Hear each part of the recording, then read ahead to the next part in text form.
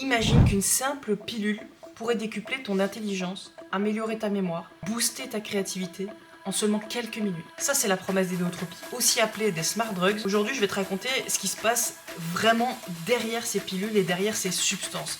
Des compléments alimentaires à des médicaments sur ordonnance. Avant, on revient quelques années en arrière. À ce moment-là, je suis étudiant. Bien sûr, comme tous les étudiants, j'ai une montagne de cours à réviser, j'ai une immensité de travail à faire et je suis submergé par un stress écrasant. Puis un jour, je me balade dans les rayons d'un supermarché et là, je tombe sur des étagères remplies de compléments alimentaires qui vont tous me promettre exactement la même chose: améliorer ma mémoire et mes performances cérébrales. Là, évidemment, je me crois face à un signe du destin et donc je décide forcément d'acheter une boîte. Je me dis, au pire, qu'est-ce qui peut m'arriver? Je commence donc à prendre des compléments et au début, bien sûr, je me sens super bien. Tout se passe bien, j'ai l'impression que j'ai plus d'énergie, j'ai l'impression effectivement que je suis plus concentré et j'arrive à abattre de nouveau une bonne quantité de travail. Et plus les jours passent, plus je reviens à mon état normal. Je recommence à être fatigué, je procrastine, j'arrive pas à atteindre ce que je veux, j'arrive pas à me mettre au travail, j'arrive pas à rester concentré et pourtant je continue à les prendre, ces compléments alimentaires. Ces compléments alimentaires, en fait, souvent, ce sont des produits concentrés dans une petite gélule. C'est des produits naturels qui sont connus pour avoir des effets bénéfiques sur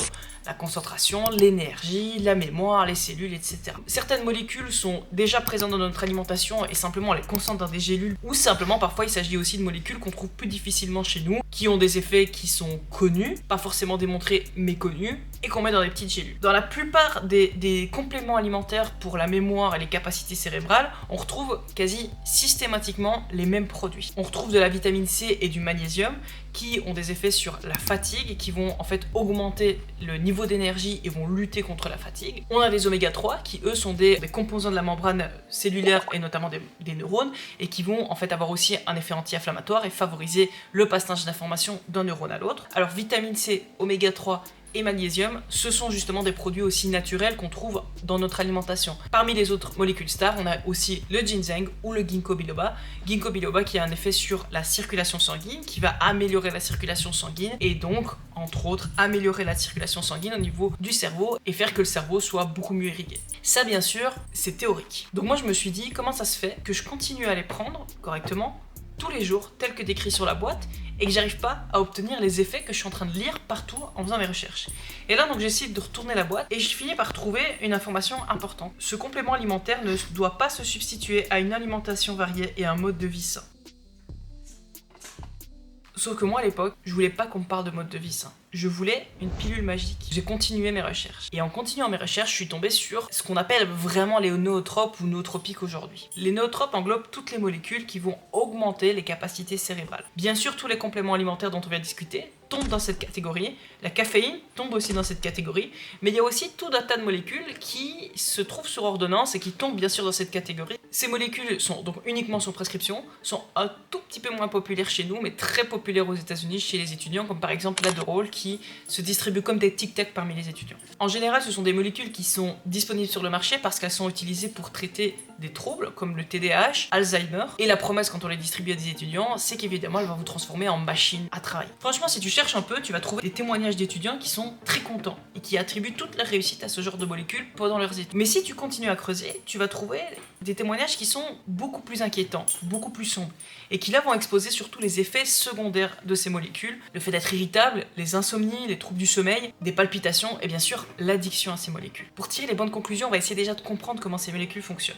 On va revenir encore plus loin en arrière. Cette fois-ci, on est dans les années 60. Cornelius Durgia travaille dans son laboratoire à Bucarest. Il est embauché pour développer un médicament qui va aider à sédater et endormir des patients. Il travaille donc sur un neurotransmetteur spécifique qu'on appelle le GABA. Une fois son médicament développé, il va le tester sur des sujets et là on se rend compte que le médicament ne fonctionne pas du tout pour sédater les sujets. Par contre, les sujets ont remarqué qu'ils ont une amélioration de leur mémoire. De là est né le tout premier nootrope de l'histoire sous prescription qui s'appelle le piracétam. La promesse, et ce qui est observé, c'est que le piracétam va stimuler l'acétylcholine, qui lui est un neurotransmetteur qui est directement impliqué dans la mémoire et dans l'apprentissage. C'est là qu'une nouvelle branche de la pharmacologie va donc se développer avec ces nootropes et ces enhanceurs cérébraux. Évidemment, ces molécules, elles vont développer un marché et vont être très utilisées chez les personnes qui souffrent de troubles cognitifs. Et là, clairement, il n'y a pas photo, ça fonctionne très bien. À l'époque, la logique est implacable et est la même qu'aujourd'hui.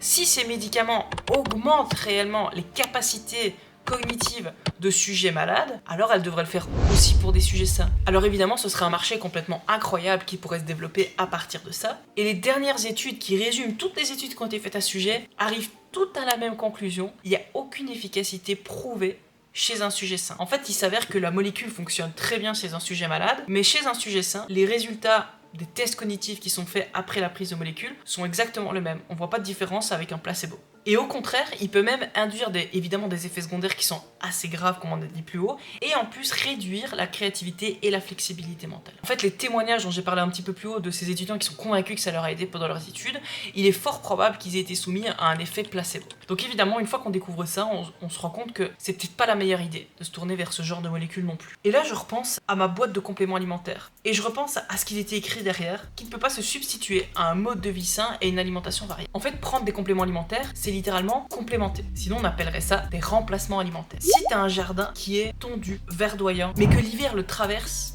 et qu'il est tout desséché, et puis que le printemps arrive et que tu décides de l'arroser, ce sera suffisant pour refaire pousser des fleurs et fleurir ton jardin. Si ton jardin, c'est un vieux terrain abandonné, envahi de mauvaises herbes, que l'hiver le traverse, et que tu décides de l'arroser, aucune fleur ne va pousser. Et bien les compléments alimentaires, c'est uniquement un arrosoir sur ton cerveau, qui est ton jardin. S'il est entretenu par déjà plein de bonnes habitudes autour de toi et ce mode de vie sain, alors effectivement, le fait de prendre des compléments alimentaires cérébraux ou autres vont vraiment venir donner un coup de pouce et vont aider à faire fleurir encore un peu plus ton jardin. Par contre, si tu n'en prends pas soin du tout, si tu t'en occupes jamais et que tu viens l'arroser, ça n'aura aucun effet. Mais c'est quoi exactement un mode de vie sain? À l'époque, moi je pensais qu'un mode de vie sain c'était trop compliqué et infaisable dans ma vie. Mais en réalité, un mode de vie sain c'est plus simple à avoir qu'un mode de vie malsain. Ça repose sur 3 axes: l'alimentation, le sommeil, les habitudes. Entre 7 et 9 heures de sommeil, manger équilibré, c'est-à-dire dans les bonnes proportions, et rééquilibrer ses habitudes mentales et physiques. C'est-à-dire, on augmente ce qui va nous faire monter en énergie ou ce qui va nous apaiser, et on diminue tout ce qui est en train de vider notre énergie dans nos habitudes. Si t'as du mal à y croire, prends 10 jours pour appliquer ce que je vais t'expliquer maintenant, et regarde les résultats au bout de 10 jours. 5 choses à faire tous les jours pendant 10 jours. Tu te couches 8 heures avant de te lever, tu équilibres tes 3 assiettes par jour, c'est-à-dire moitié de légumes, un quart de féculents, un quart de protéines. Tu lis 10 pages de livres de ton choix par jour, tu médites 5 minutes tous les jours, et tu limites l'utilisation de tes réseaux, de ton téléphone à 1h30 par jour. Et tu continues ta vie